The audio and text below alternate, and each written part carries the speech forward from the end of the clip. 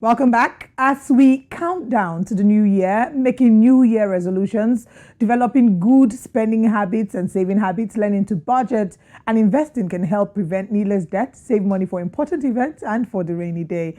It's also a way to amass fortune in the future, they say. Now, the money decisions we make in our 20s and our 30s can affect finances for years to come. That's why it's important to work on building healthy financial habits now that you can benefit from later.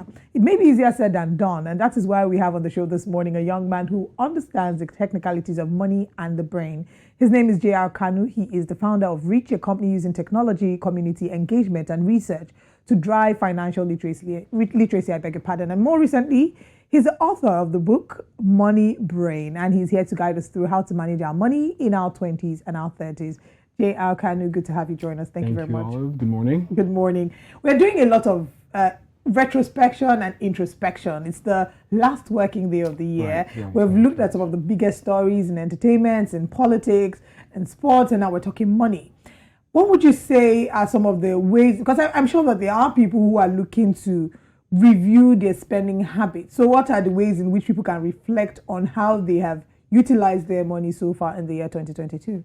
So I'll say one of the first things that people think that matters is the amount you make. I think that's where we start making the first mistake.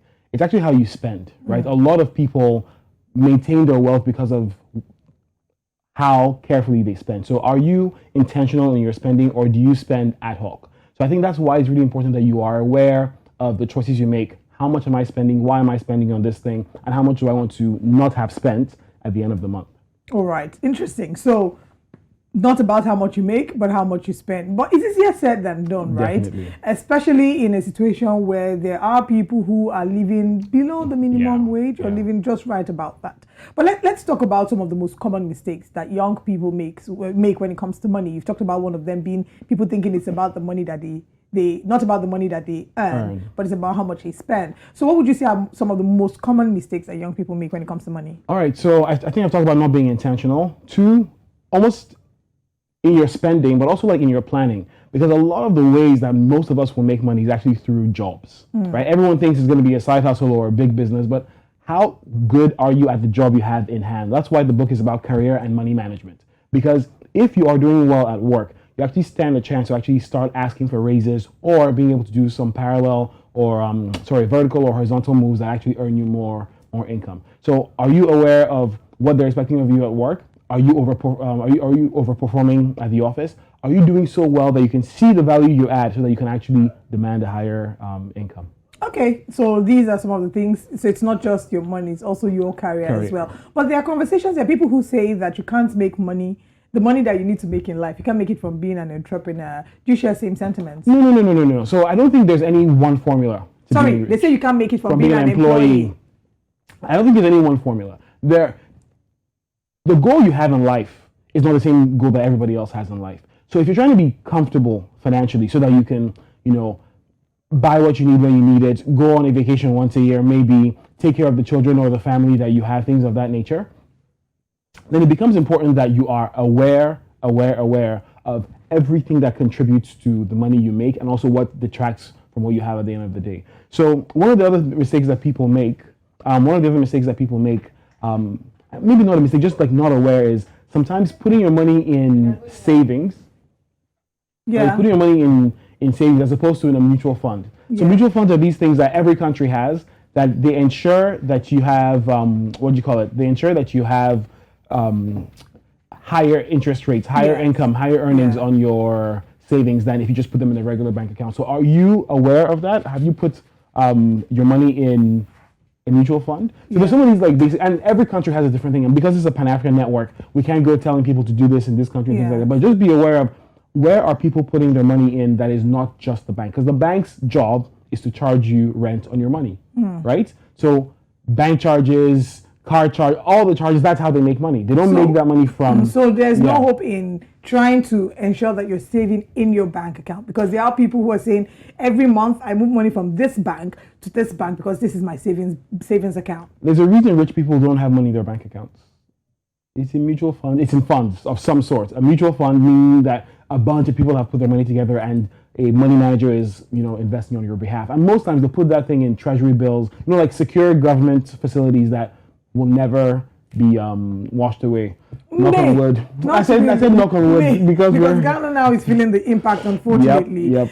So let's talk about someone who's watching this and realizes that they've done a lot of spending that cannot be accounted for in the year 2022, and they're trying to put their finances together and just basically balance their books and prepare themselves for 2023. Yes. What tips would you share? Okay, so first of all, get some kind of, you know what? First of all, don't do it by yourself. I think there's one thing that we are social creatures, and things like fitness, whether it's financial fitness or physical fitness, it's always easier, or spiritual fitness, you name it. Being in community is always better than being by yourself. So don't do it alone. Find other people who have similar goals to you, because when it's time for you not to go and turn up in the evening or on the weekend, somebody else is there with you. We're all chilling inside our houses and buying food and sharing it indoors. That's one. Don't do it by yourself. Two, get a tool. Okay, obviously I'm very biased. There's a tool that we have called the Reach app that helps people track and manage their finances. Get a tool. So I've said, don't do it alone. Get a tool. The next thing, put it on a schedule. So we encourage people to have a weekly review, but if you can't do it, at least have a monthly review, right? Something that says, at least on the last Friday of every month at 2 p.m., I will be checking my finances to see where my books are balancing. Meaning, you know exactly how much is left in all of your accounts and how much you have in cash. So things of that nature. So I've talked about having community. I talked about having a tool. I talked about having a schedule. Okay? Yeah. And then the final thing, what is your plan for reviewing? So you can have the schedule, but if you don't come back to it, right? If you don't come back to it, then that's going to be a problem, because you need to be able to review, and then based on that review, adjust your behavior.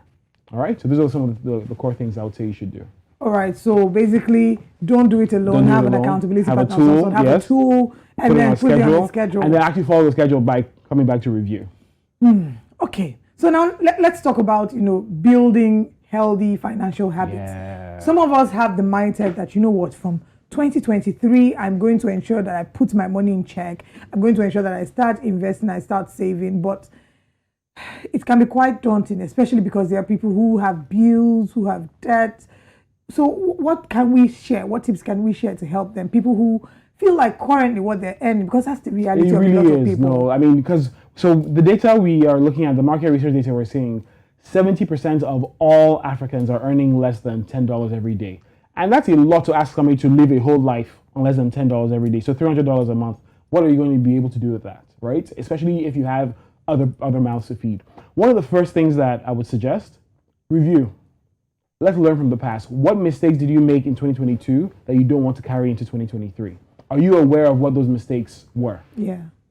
Are you aware of how you found yourself in that position? Because what can easily happen, right? What can easily happen is, because you didn't see it coming, then it took you by surprise, and now you're in a rocky place, especially because you're only earning $300 a month, and any small emergency can actually throw you off balance. So just review. Because when you review, you might find that, it was this emergency or this choice I made or this pressure I felt, family or societal. Or this pressure to buy a shoebi, In fact, let's even bring that back home and talk about some of the habits that impede on people's savings culture. Using Lagos, Nigeria as a case study. Yes, please. Shall we? Yes. So I might get cancelled on social media when I start saying these things. So apologies in advance to all the people who love our culture. One, a family can put you in trouble. I love that we care for each other, but don't care for each other to prove that you are a big somebody. So so I'm Igbo ethnically, and there's this thing called the Okpara stress, where because you're the first son, you are actually apparently required to take on all the responsibilities of the family. If the daddy's not able to do this, I'm like, how old are you? How much are you making? And what happened to all the other grown-ups, including your siblings who are part of this? So let's actually start knocking down some of these cultural things. So that's one thing. Just like this thing of the first has to take care of. No, we're all siblings. Let's actually start splitting some of the costs. Two, the Ashrebi drama. You will buy it. You will maybe wear it that one day and not wear it again. And you're buying. Let's start normalizing white trad. I'm buying gele and fila. So gele is the headgear and the guy's cap, the fila is what we call it here in Nigeria. Like, and also if you're the one who's actually organizing a wedding, be kind to your friends. Because if you're buying Ashwebi, for example, let's say Ashwebi is like 40,000. Especially your 20s and 30s. Yeah. How many weddings a year are you doing? Almost every weekend, someone is getting married. You buy Ashwebi 40,000. You use 30,000 to sew it. You do your makeup maybe like 30,000. That's already 100,000 gone. To tie your gele, 10,000. That's 110,000 gone. Every weekend. For one wedding. How much are you making? You buy shoes, let's say 30,000. How much are you making? That's in a month? 140,000. How much are you making in a month? So now there's the high society stuff, which obviously I can hear your pricing. So yeah, my pricing is even cheap for the high society people. There are people who buy Ashwebi for as much as 200,000. Oh gosh! So guys, why do we do this? And then also let's normalize giving people money for their wedding, because it's actually tough to set up a new life. It's not every time that I'm buying gifts, and I know that we actually do give a lot of money and we spray the money, but like, can we be more intentional about saying this is a new family that is starting up?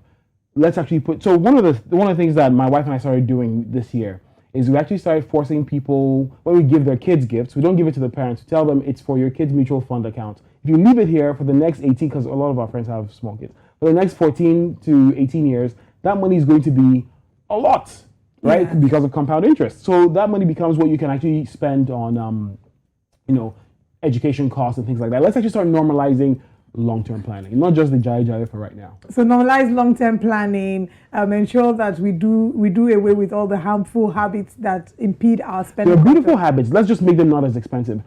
Let's all wear the same thing, but can it just be something that I can reuse? Everybody wear color red. Thank you. Or white ride. Let's all just be on the same. I love white ride because it's so versatile. White ride or black ride or things like that. Yeah. And then cut down on dirty December, because once you inhale, exhale is 100,000. Once you just open the door and close it, yeah, your money is out. All right. I'm sure that Joe Hansen is on standby and he would have some conversations in this regard. Let me sip my tea first. Joe is about to. Save some money. I don't buy Ashwebis, by the way. Wisdom. I don't. Because why would I buy an Ashwebi for 70,000 naira? I use it just once. So I agree with you. I agree with you, Olive. Okay, Joe, do you maybe have a question as we wrap up the segment? Yeah, so my last question would be a question you threw earlier on before we had him. How is it possible that someone who earns the minimum wage is able to save in Nigeria today? So I think a bit less about saving, unfortunately, because it is very difficult to save. Can you minimize your costs? Okay, so some of the places that a lot of cost goes to, you find a lot of people spending on airtime. You find a lot of, unfortunately, because we're trying to maximize the money we get into sports betting, online betting.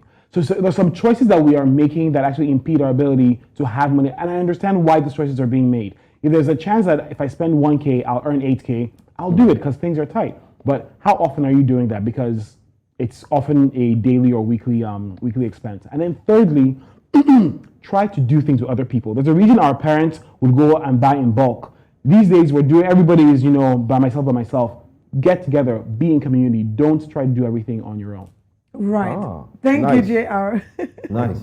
Very, very wise words there. And I'm hoping that we can take one or two things. JR, you talk about the psychology of money a lot. And I'm going to leave you to share your final thoughts. But this time around, I'm going to put you on the spot. You have to say it in French and share with our audience. Final thoughts, to our audience concerning money. So you say it in French and then you say it in English. Okay. Bon, je vais commencer par dire que, premièrement, il ne faut pas avoir peur quand tu penses d'argent, d'accord? Il y a tellement de choses que tu peux faire. Il faut commencer avec des règles. Il faut avoir des règles, premièrement.